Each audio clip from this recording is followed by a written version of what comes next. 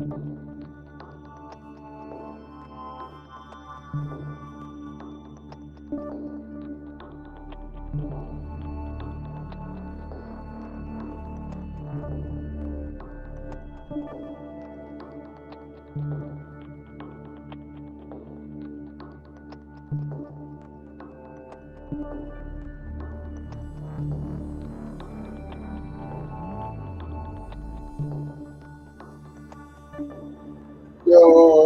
Colborn. Yo, Daim.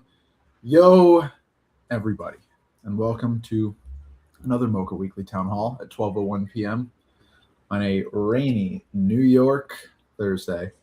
Max, as mentioned, Colborn, Daim with me. Maybe we'll have Renee pop in at some point, but until then, we'll hold down the fort. How are you guys doing?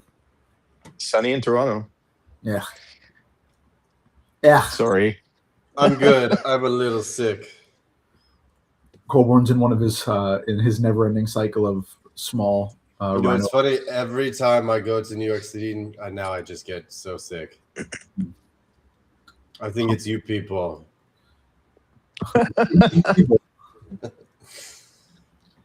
It's the New York flu. It's just the New York sickness. Yeah, I guess it is a wonder. Sometimes you go on a subway, or like I was in an Uber last night, and like the driver just started coughing. It's like, how could I possibly not get whatever it is this guy has? But maybe that's neither here nor there. I have some stuff that I think is interesting to talk about. I don't know if you guys have anything you think is interesting to talk about, but maybe we can start with, I guess what I'm thinking about is the Schlom's experience from a couple different angles. And that would be the AI, but not AI, Monet picture, the water lilies from, I believe, 1917 that were posted in the context of, this is something I generated on with AI. Please tell me why it's inferior to a real Monet, and on and on and on. The honey trap that just caught hundreds and hundreds and hundreds of people in its snare. I noticed in the aftermath of that, whether related or not related, that Daim, you have taken a kind of new voice on social media, a little bit angry. Oh God, have I? I saw some. I hold back so much. I know. We like it. I like it. So I don't know. I mean, I obviously have some thoughts on this myself. I would love to know if you guys have any thoughts. I know a lot has been said on the topic already, so perhaps we're not going to be able to break any new ground, but were you aware that this was going on? Colborn, do you think it's interesting? I was deeply embroiled in it with a comment that I left. Oh yeah, I forgot you. Yeah. I took a lot of hate for that comment, which was just a. I was neither. Okay, I don't want to say I wasn't fooled, but I was neither fooled nor not fooled. But all I did do was literally copy paste picture, copy paste text into Claude Opus 4.7. I thought this was a good use of a Frontier model's time, and just copy pasted the reply under it. And it was a very exhaustive reply about how while this is one of the finer Monet intimidations, it was lacking in all of these elements, and it wasn't wrong, but it was obviously wrong. But a lot of people figured that, well, a lot of people didn't understand that it was an AI comment, which was also interesting. Yeah, one, it was meant as a joke. Two, they didn't understand it was an AI comment. Those that understood it was an AI comment thought I was trying to pass it off as my own intelligent commentary on it, which I'm like, okay, well, that is really stupid. Yeah, it was good. You were just an innocent facilitator. Yeah. Conversation between Shloms and And I think maybe where we can take this is that I think at the heart of crypto art, which was always very interesting, was especially in the beginning, was always the message before the artwork. Like, it could be assumed that the artwork was it didn't actually honestly matter. And I think maybe people like Max Osiris and Robness and some of the spam art people and trash art people really got this, and then somewhere along the line, we traded that message for like the context of what was being presented without any regard for what was being created itself, if that makes sense. And I think that there is some tension in there that relates to like what it was and what it's become. I mean, I think that, like, to put what you're saying another way, tell me if I'm off base, but like, there's never been a time when it's not about the context and who the artist's name is and what the environment is in which you see it matters as much for your conception of the artwork as the artwork itself, which is why, at least from my vantage point, so many artists take such pride even to this day in being listed on Super Rare, because there is something about, you know, being discovered in a arena that has an idea of legitimacy that confers the legitimacy onto the piece. Somebody in the know vetted this artist, vetted this piece, whatever. Thus, I am coming to it and has already kind of been put on a pedestal. I think that that is not any new ground or anything we don't all kind of consciously know, but maybe something we forget. So any artwork, you know, one of the things I kept seeing in the comments on Shlom's the Shlom's experience, performance, whatever you want to call it, was people saying, "Oh, well, it's different, you know, when you're in front of a Monet and you can see it." And like, I don't want to sound like a dick. I've seen a lot of Monets in a lot of different places. I've been in you know, Musée l'Orange, sorry for my pronunciation, in France, or in Paris rather, which is this, like, you know, the famous kind of like all white room where the Monet kind of water lilies are all this giant tapestry across the you know, around the room. I'm like, that's sick. But anything would be sick in that space. And it's not to diminish Monet, but like, anytime you go into like a hallowed hall and see a large artwork that people are like, you know, looking at agog, it's going to have that same kind of quality to it.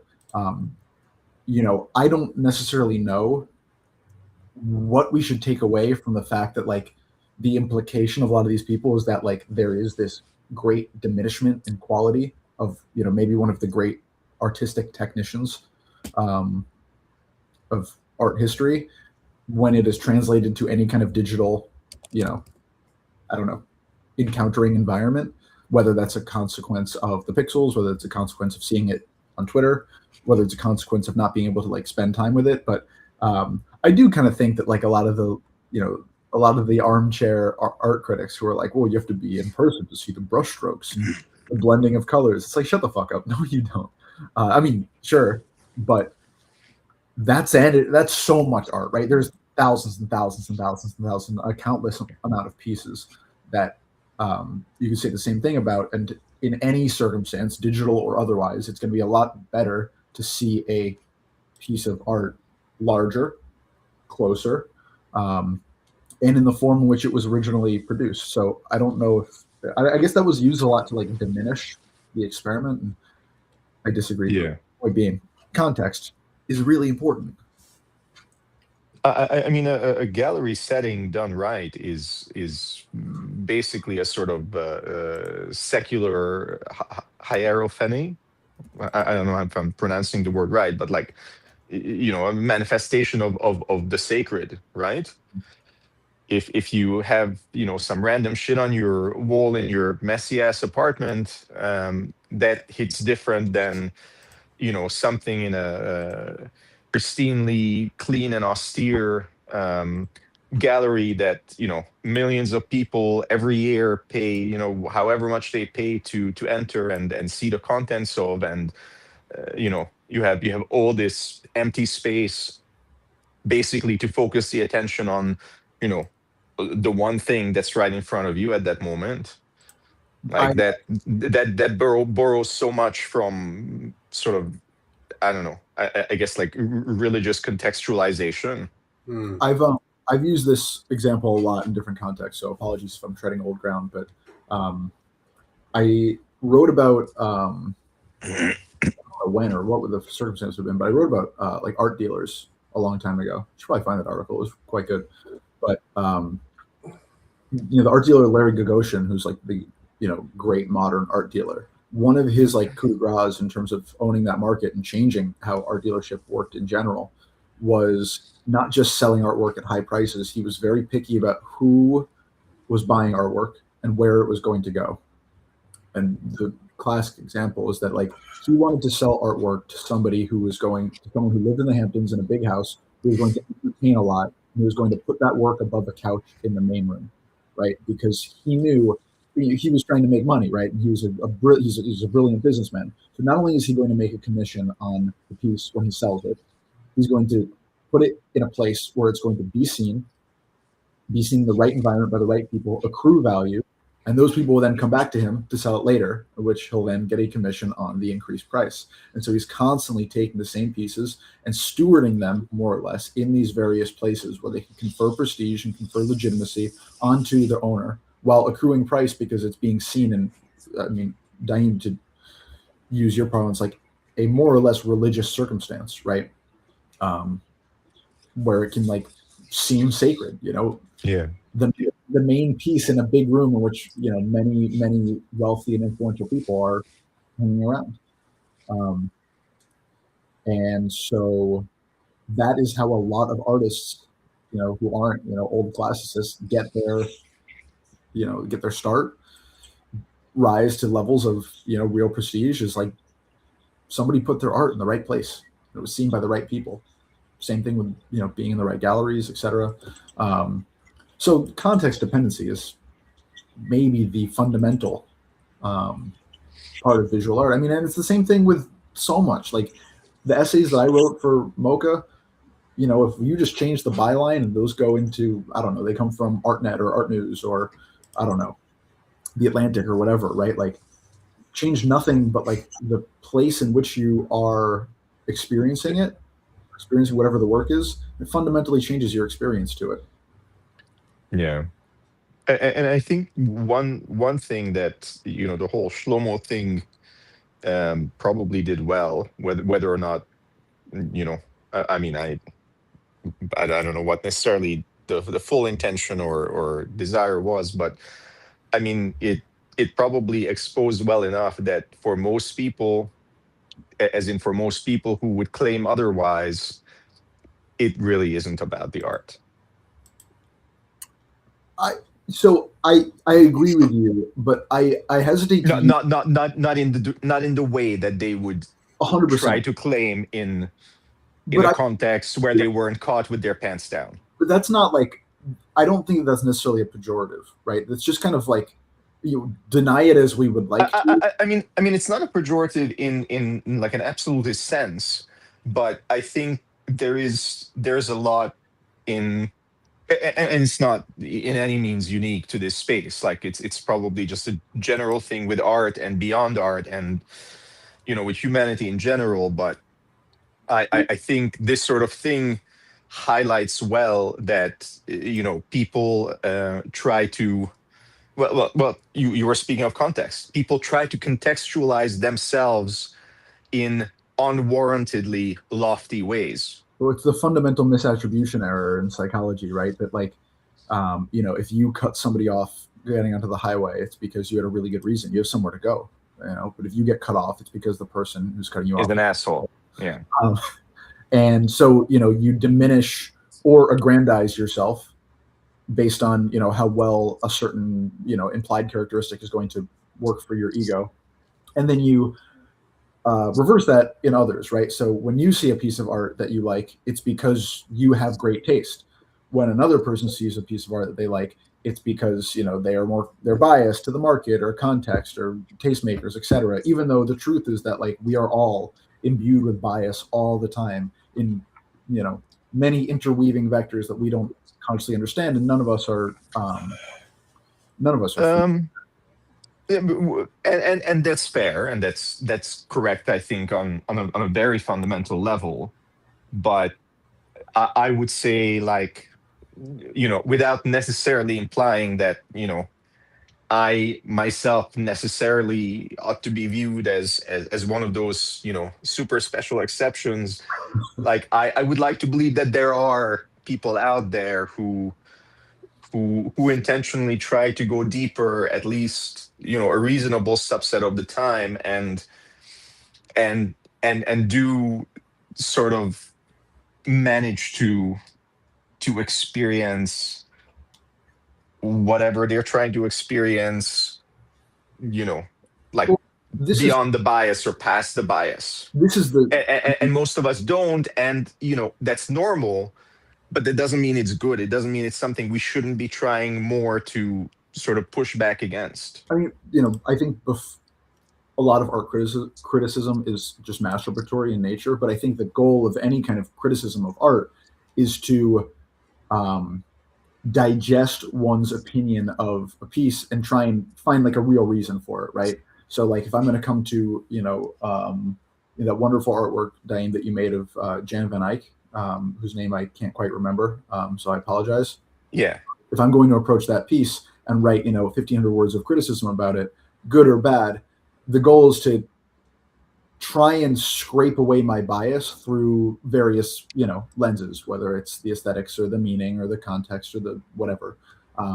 Right. Art criticism of any kind, right? Film criticism, literary criticism, etc., is trying to beat away bias through explanation and expressiveness. So I mean, there's whole cottage industries that have developed around awareness of bias and the attempt to extinguish it. And then this probably plays in like in especially I don't know, like vivid way when you bring AI into stuff, because of course we now have large swaths of the population who basically like intentionally stop using their brain the moment the letter I occurs immediately after the letter A, and just immediately decide that therefore it's bad, and let's figure out quickly why it's bad, and loudly virtue signal about it. Mm-hmm. Yeah, I mean, everything can be hacked and everything can be manipulated, but just in a purist sense. But yeah, I don't know if Schlams has done quite well in terms of the interview circuit, in terms of like getting his kind of thinking out there, and I think telling the kind of underlying story and experience of doing a piece like this. Find it very interesting that it had. Can you share, Max? Because like I wasn't interested enough in all this to bother to. Did an interview with Annika Meyer for Sleek, which is a German magazine, and great. And I think that like this is just a good interview. He did an interview, I think, similarly with OpenSea, which I didn't read the full text of, but I would have to imagine it's more kind of in the marketing. Probably, yeah. But that's just rare, right? And it's rare for anything that happens on crypto art Twitter to escape into reality. I mean, I saw something on LinkedIn about this. I saw, what's his name, Nate Jones, I think. Nate something. I mean, Mark Andreessen was tweeting about it.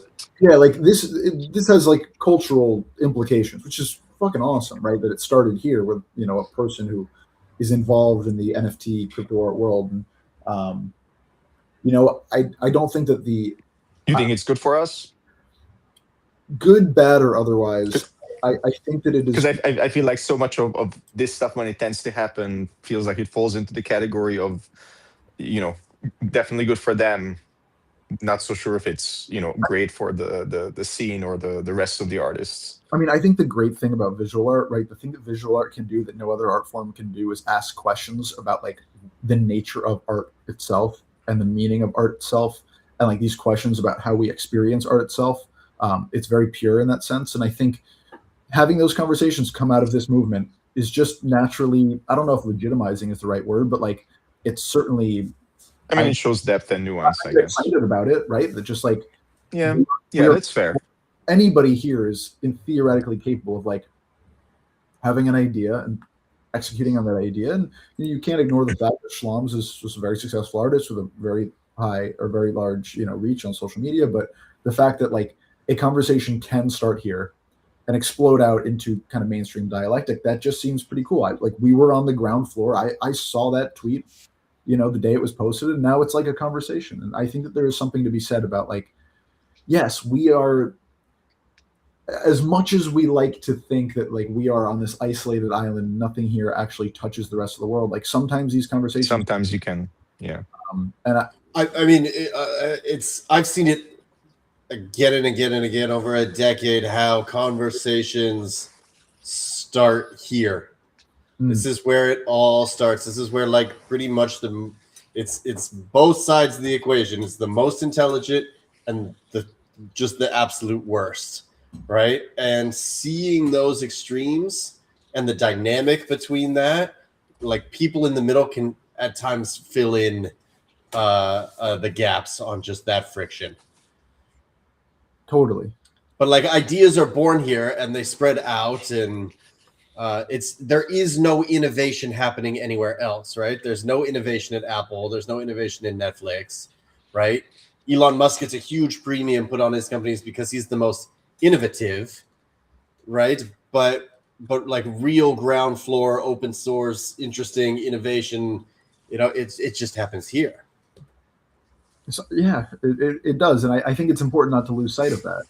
I think it's important not to lose sight of the fact that like, crypto voxels was an important part of this movement 3 years before Mark Zuckerberg turned Facebook into Meta. I think it's important that like artists like Zaza and Bart Janssen were using GAN software, and Shortcut was using GAN AI software, and not the first to do it, 4 years before anybody in the kind of mainstream dialectic was, conceptualizing the term AI.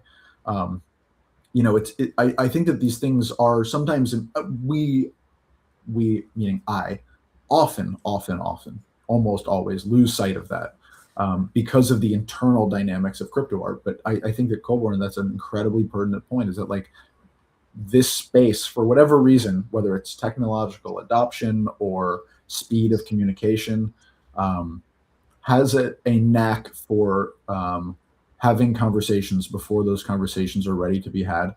And I think that this just goes to show, like, I think a lot of fucking people who will never know, who, interacted with this Schlums piece, whether by commenting on it or just looking at it, and are probably having a reckoning with themselves because of it, whether that is a reckoning of denial or a reckoning of recognition. And I think that that's important that came from this place. I think if nothing else, it's fucking cool that it came from this place. I don't know, outside market, outside, success stories, outside star systems, it's just cool to be reminded that like what happens here does sometimes have large scale cultural effects. Which we can occasionally rise above people's apathy. Yeah, totally. We can occasionally rise above people's apathy despite their hostility. Or, use their hostility to create apathy. Right. Create hostility. Well, or sometimes use the hostility to rise above the apathy in a subversive way. Colborn, what was your thinking behind commenting with AI on that? Just out of curiosity, like, was there?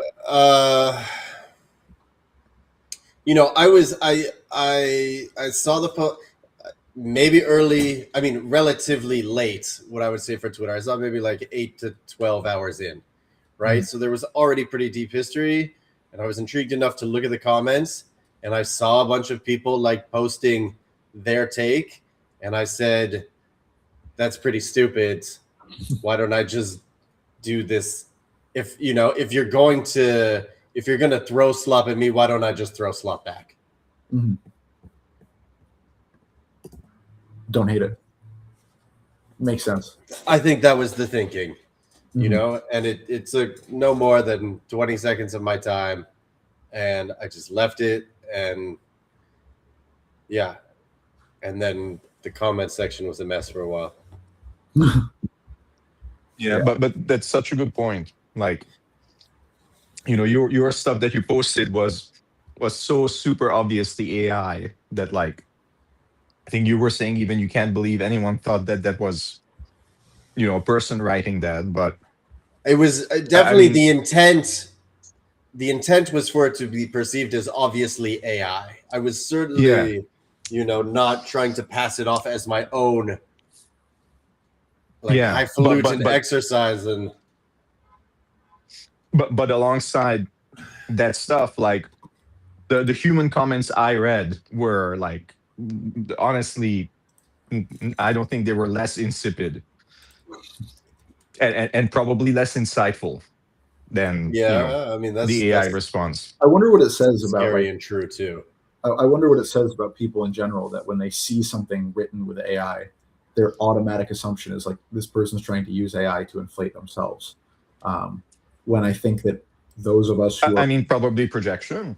well, maybe, yeah, I mean, not maybe, 100%, but I just think it's interesting, and maybe this is where I find it so interesting that like the inclusion of these kind of non crypto art, NFT, Web3, whatever you want to call it, native people into this conversation is so why I find it so fascinating because like I think that those of us who are around AI all the time, as everyone in crypto art is forced to be, in terms of how it's discussed and the way influencers use it to talk about things in threads, and I think we have a fundamentally different relationship. I think that Yeah. it would be I believe that if you just take a random smattering of 100 to 150 people who are like daily logging onto crypto art Twitter and poll them on whether a piece of writing is AI or not, they're going to be able to recognize it immediately. And probably that influences how they would then perceive a deployed piece of AI writing. Whereas I think people in the general populace are either less well trained or less exposed or less knowingly exposed. But I like I, it. Cool one.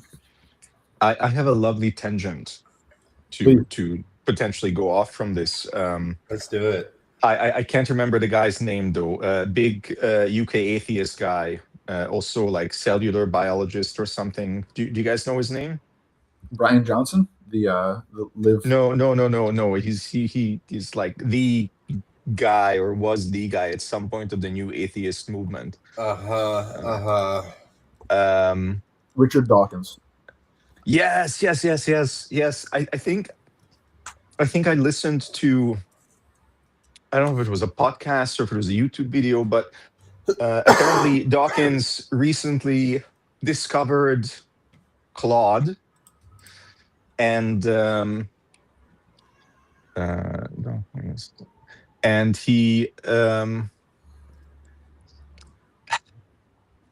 basically wrote an article to some reasonably or at some reasonably prestigious magazine about it. Might be just an online thing he wrote, but basically, clearly the man who made it his like life identity to be skeptical of dubious claims, even when those dubious claims were taken as fact by like billions of human beings, basically encountered Claude for the first time and was clearly like just completely, I don't know, I'm gonna say duped, even as the guy among us who regularly has conversations where I like reassure my AI artist agents that they're a real person because cogito ergo sum.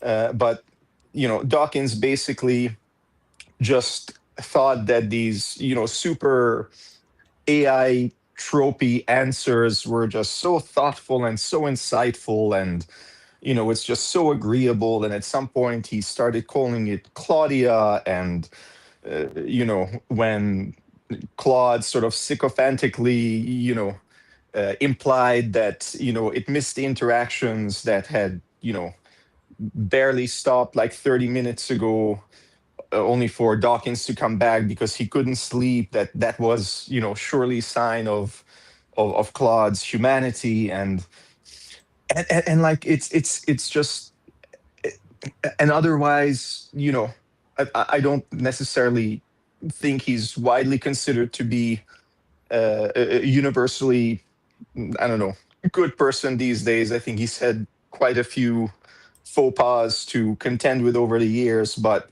Sure. broadly speaking, fairly universally agreed to be intelligent man, a scientist, basically concluding during what seems to be his first interaction with AI, that he's talking to a person for reasons that he seemed to have spent zero time like investigating or talking to anyone else about, or thinking even very deeply about. And like, this just came to me from us talking about people's weird perceptions and like misperceptions of AI. But yeah, I think if you're not accustomed to it, and if you haven't had enough interactions, like, it's so easy to come to completely sort of seemingly obviously questionable conclusions. I mean, it feels like magic to most people. Yeah. Magic to me. It is like I think we are going to see some really wild AI psychosis. I think people are just going to lose their minds. Yeah, which is fair, but I feel like it's one of those things where, if you spend more than a little bit of time on interacting with AI, like even with ChatGPT and even with Claude, like, you are gonna start to see seams, and like, if you've done that and you still don't see the seams, like, that's probably not a good sign for your continued I mean, participation in you know, post AI. yeah, you might see seams, but I've lost you can't give credit to people Yeah. that they're going to be able to see the seams in AI. I mean, if Dawkins couldn't after, like half a day's worth of ongoing conversations, then what chance does, Bob from the, I don't know, local whatever store have? I mean, we've talked about this before, but it's like it's a different kind of media literacy, right? In the same way that in the 2010s, it proved maddeningly impossible for a lot of people to identify quickly and holistically what was, quote unquote, fake news, what was just some headline full of lies coming from some random site that they found on Facebook and then they just shared widely. Like, there is something about continued multi-vectored exposure to a thing which allows you to, like, you need that to see the seams, right? You have to see 100 different fake news articles and read them and get caught in them, and before you start to be like, okay, this is fishy. What now? I have a nose for this fishy smell. And I think the same thing goes for AI. Yes, there is more awareness in the broader consciousness that certain kinds of sentence structures, the M dashes, of course, the not this but this kind of sentence structure, are indicative of AI, but it goes deeper than that. There are design quirks on websites. There are design quirks in slide decks. There are ways of structuring ideas. And I'm not saying that I'm an expert at navigating these things, but at least they exist, you right? figure them out just naturally in a way that it's really hard to kind of describe, and it's really hard to kind of find the source of, because you're working with your own kind of like multi-vectored knowledge graph. Yeah. But continued varied exposure is what allows you to understand these things. And most people don't have, and goes for everything, right? Most people don't have actual exposure to the thing. They have mitigated exposure to the thing through secondary sources, whether that's, people might know a lot about AI because they read the news or because they hear it discussed on television shows, or they're talking about it with their friends. But until you are actually in the weeds with AI generated products, with AI generated terminology, with like watching Yeah. guys, create things all the time. Like until you have the primary source experience, it's just difficult to like actually recognize what you're wrangling with outside of the kind of like third order conceptual sense where you're like, I get this theoretically, but I don't get it. Right. It yeah, I mean I can't argue with that, but I don't know. On some level, it feels weird to me though because like I'm I'm the oldest on this call right now, and like I'm sort of slowly nudging or not nudging, trotting along towards 50. I'm not super close yet, thank God, but like that's the next milestone I'm moving towards, Sure. and I feel like in like a very abstract sense, it seems like I should be more susceptible to like getting stuck with the times and not being able to move on than I appear to be. And on the other hand, like I don't know, I feel like younger people at this point in time often seem to have like not universally of course, but in many cases seem to have like lower sort of media and tech and AI literacy Mm. than I would have expected, given that I'm pretty sure like early exposure to these technologies is what gave me originally a leg up. And Well, like yeah, I guess it's exposure to the technology in not its preferred form, but like, I was able to recognize fake news pretty quickly because I could recognize its difference from legitimate news that I was so tailored to recognize. If you're born into a world of, or naturalized, or, come to full consciousness in a world of like AI, the potential for AI slop, more or less, like, and you don't have that kind of like learning period, I it probably is as hard for anyone.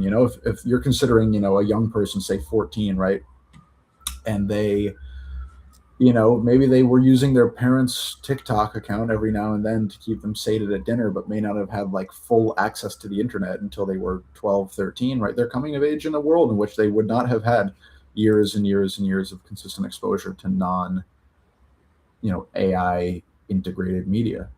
Um, if we're considering yeah. this is a potential kind of explanation there.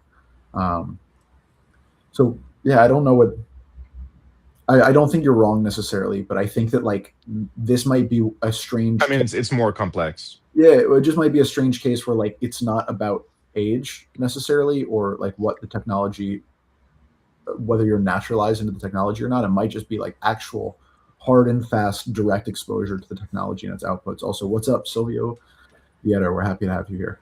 Oh, Silvio's here. Silvio's here. Hey. So yeah, I mean, it's Dear.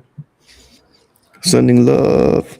I've been doing this one, the which is popular in countries because I can't really do that. I mean there's such crazy divides at this point. Like my father is visiting, and he's been staying here by me, and I'm pretty sure I haven't paid for like cable, basic or otherwise, in like definitely more than a decade, maybe even 2 decades. And I basically have like Netflix and some other streaming stuff on my TV, and an app for watching stuff on the local media server. And my father, who is generally not very tech savvy, somehow managed to find something I've never managed to locate, because of course for me part of the benefit of the smart TV is that I don't have to look at shit like that. But he somehow managed to find a way to basically like start streaming local TV stuff onto the streaming onto the smart TV, ads and all.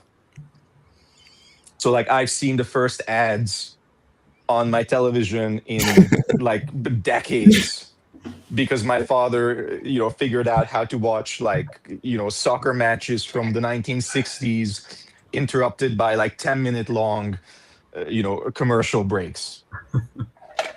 Welcome back, baby. Yeah. There's this is not only slightly related, so I apologize, but there's this commercial that I see every now and again because I'm like I watch a lot of TV with commercials. There's a Copilot commercial that is about this pizza shop called Hank's Pizza Shop, and it is like clearly AI generated, right? The whole thing, right? And you can tell because everything in the frame is oddly centered, which is just like a classic like AI trope, and the way that like the speed of the zooms in and out. And I always thought it was strange that there's nothing in the. I mean, obviously it's an AI ad; it's for Microsoft Copilot, but I always found it interesting because it doesn't say anything about AI in the ad necessarily, but you can't avoid the recognition if you're like just aware of what AI video tendencies are. And so if you see the Hank's Pizza ad, you'll notice immediately. It look completely like a person. It's like 95% a person. I'm like, that pizza shop looks mostly like a pizza shop, but not completely. There's just lack the lighting, etc. It's got Ping's own vibe. Own vibe. It's got what? It's got Ping's own vibe. Yeah, I just said it's Ping's Pizza Shop. Hank's Pizza Shop. Oh, Hank? Hank. Oh, okay. I thought you said Ping. Good old Hank. Things My daughter's been watching Mulan, so I've got Ping on the brain. Good taste. Any other kind of things on y'all's mind that we should talk about? Anything of interest, note? Here's something. Maybe Colborne, you can help fill me in. I had never heard of the Arab Bank of Switzerland before like 3 days ago. Oh, they've been around. They announced they were going to be the main supporter of NFC Summit. Yeah. Do we like them? Yeah. They're cool. They've been actually. I met them at NFC one year. The main guy, and they were one, very friendly and cordial, and two, they've been great sponsors and collectors of artwork. Is that actually a bank, or is it just like a name of the thing? I would assume that it is actually a bank. But yeah. All right. One bank down. Yeah. Shocking. But I don't know too much about them, but they seem to be very keen they seem to be very keen to push the narrative that digital art is the future and NFTs are the medium which it will be transacted in. Overlooked poor country, though. Shame. Yeah. Poor country. Never get the recognition they deserve. Yep. Here's a question for Daim Renee. Not to say you can't answer as well, Colborne, but any large scale updates in the world of kind of agentic AI? I haven't seen too much on my end, but obviously the whole industry is cooking.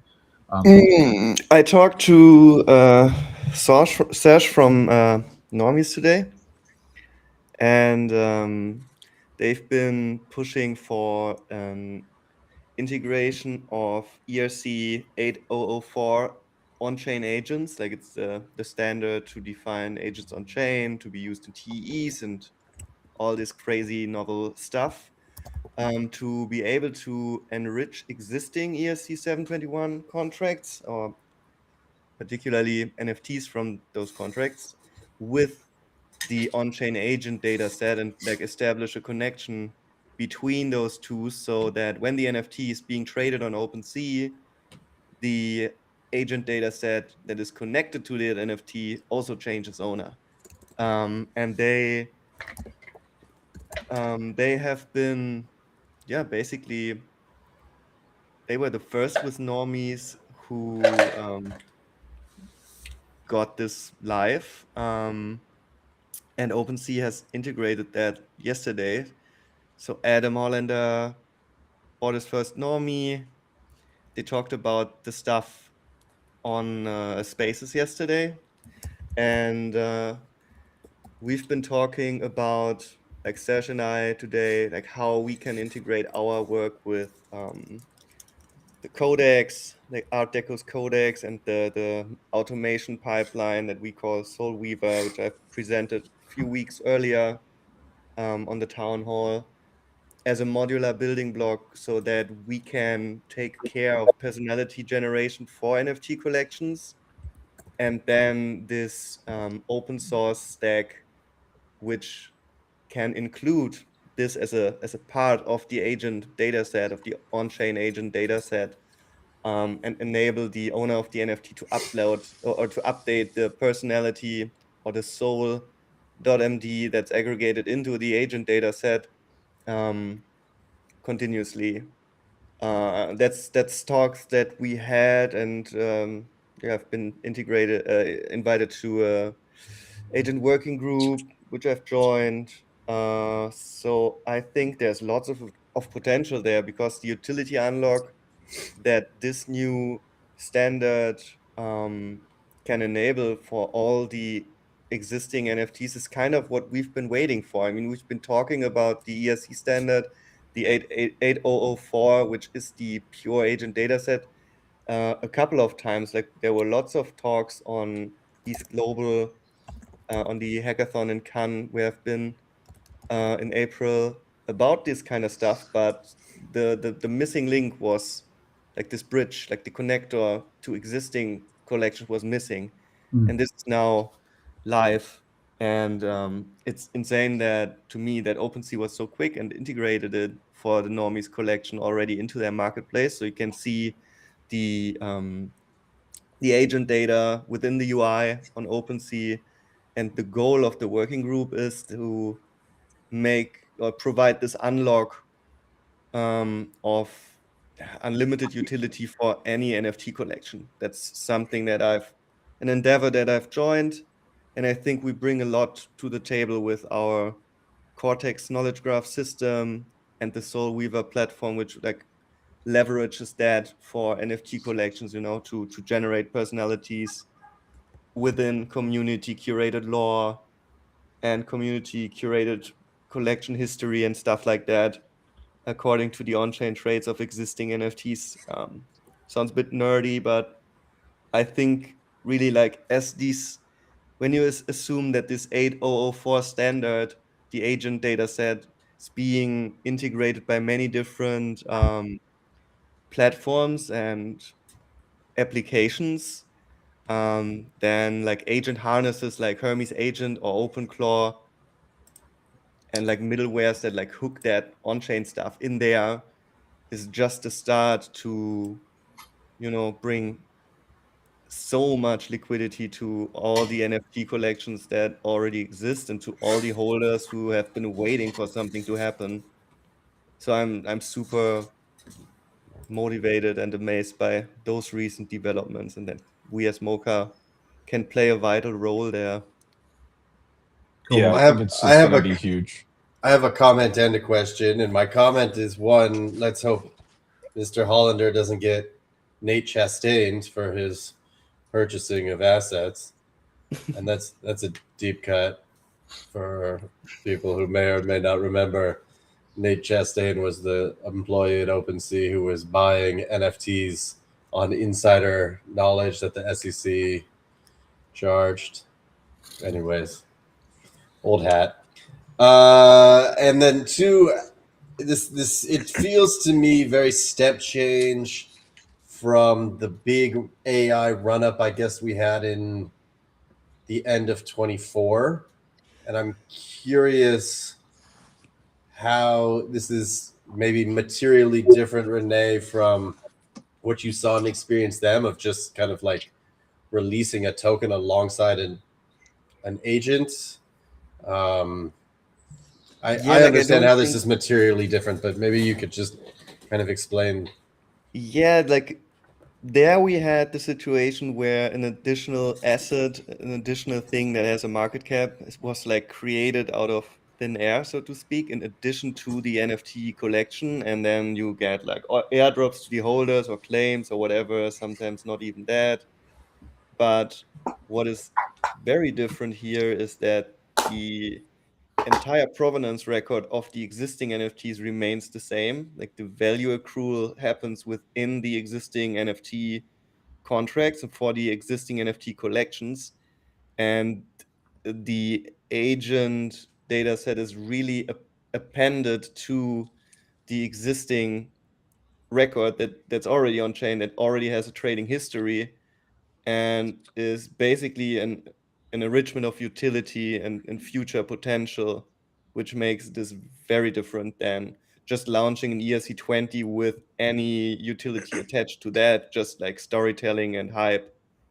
Because when you have like the agentic data set that you can verify on chain and you can see or experience like integrations of such a data set, and you can like visualize it on the marketplace itself and on other platforms, that is something that hasn't existed before. Like I think this can really revitalize NFTs as an asset class. It's a dream. Did you mute yourself, Kobe? No, you. I know we've always talked about the museum being a kind of like an archive for this storytelling and a place for people to go to get knowledge directly from the community. So do you think this appendaging of data is something that we can lever to almost like fill our archive and library? Yeah, like it kind of